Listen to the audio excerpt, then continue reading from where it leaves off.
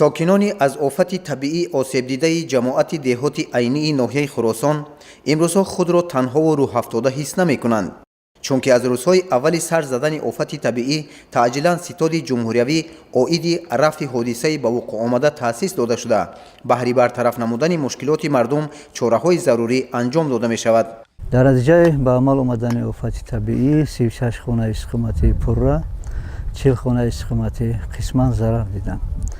و اهالی که از آفت‌های طبیعی ضرر دیدند در عموم 260 خودجویی را در بر گرفت و طبق کمیسیه حالت‌های فوق‌العاده ناحیه معین کرد که این آفت طبیعی به اهالی ناحیه خراسان به مبلغ 6 میلیون و 725 هزار و 400 تومانی ضرر آورد. حتما خود همون روز در همکاری کمیته حالت‌های فوق‌العاده با مقامات اجرای حاکمیت دولتی ولایت خطرون، مقامات اجرای حاکمیت محلی ناحیه خراسان کار را در موضع آفت زده تشکیل کردند و اهالی را از منطقه خوفناک به منطقه بی‌خوف کوچانیدند. موضع چهارباغ ناحیه خراسان که برای بنیاد منزل استقامتی 67 عائله در پی آفت طبیعی قسما و پوره ضرر دیده معین گردیده است، امروزها میدان حقیقی کارزار را میماند. الحال در محله نوبنیاد نمایندگان تشکیلات و مؤسسه، اداره و کارخانه و صاحبکاران همت بلند و نفران خیرخواه را دیدن ممکن است که همگان بهر هر چه زودتر بنیاد نمودن خانه‌های استقامتی ضرر دیدگان به کمک آمدند. در برابر تشکیلات و مؤسسه‌های ناحیه‌ای اینچنین بخش فرهنگ مقامات اجرای حاکمیت دولتی ناحیه خراسان خود را در کنار نگرفته با یکجایگی با کارمندان ساحه فرهنگ یک خانه زیست را به عهده خود گرفتیم. اینچنین از تحکرسی سر کرده تا بالا پوش کوشش می نماییم که ما در پهلوی همین خانواده که همین عائله ایستاده کار را تا به انجام دستگیری کنیم. ما کارمندان ساحه تندرستی ناحیه خراسان چه از جهت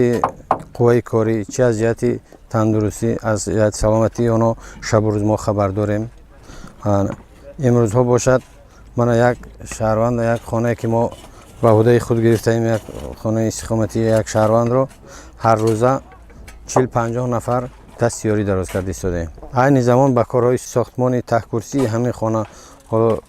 مشغولیم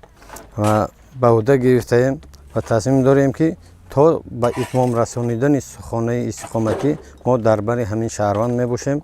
در برابر خدمت رسانی طبی کارمندان ساحه تندرستی اینچنین از جانب تشکیلات و اداره‌های ولایتی برای حشرچیان و دیگر نفرانی که به کارهای ساختمانی مشغولند همه روزه 2 وقت خوراک گرم آماده می‌گردد که این عامل به وسعت بخشیدن کارهای ساختمانی مساعدت می‌نماید.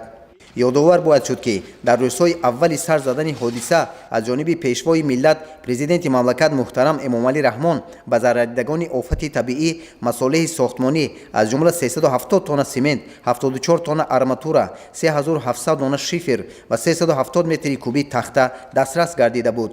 اینچنین مقامات اجرایی حاکمیت دولتی ولایت ختلان با مواد آذوقه همه عائله‌های ضرر دیده را تامین نموده بودند و چنین کمک و دستگیری‌ها امروز نیز ادامه دارند. از روزی که سیل آمد از زیان دیدیم، از همون روز تا حاضر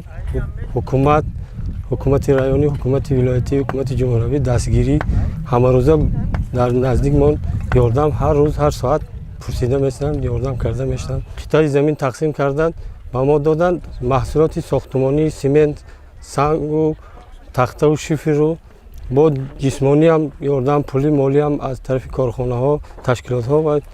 دیگر تشکیلات های دولتی و شخصی یاردم خودشان را به ما رسانده است. ما شهروندان جماعت دهات عینی ناحیه خراسان میانه‌داری خود را به حکومت جمهوری میرسانیم که ما را در کنار نماندن همیشه دستگیری خود را میرسانند.